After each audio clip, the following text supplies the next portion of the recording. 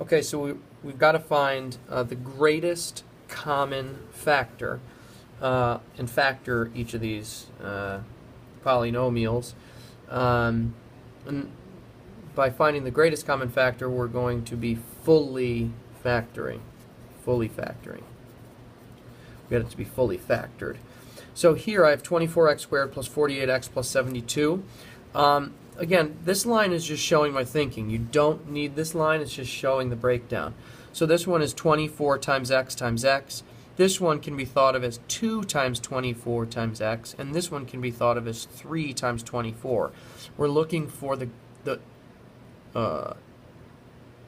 biggest thing that's in common with all of them, factor-wise. So here, the only thing that they have in common is this factor of 24. So we're going to pull that out and see what's left. Here we have x squared left. Here we have a 2 and an x left, and here we have a 3 left. So it's 24 times the quantity x squared plus 2x plus 3.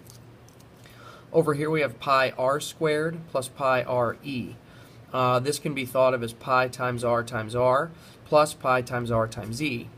What do they have in common? What factors do these two terms have in common? A pi and an r.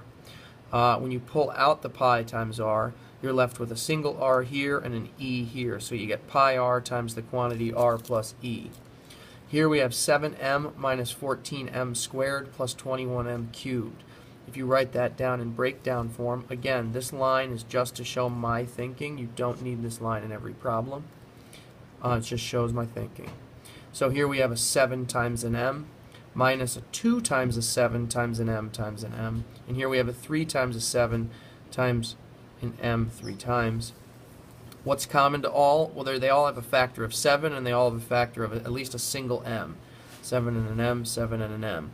When you pull out the 7m, you're left with a factor of 1 here. Don't forget about that 1.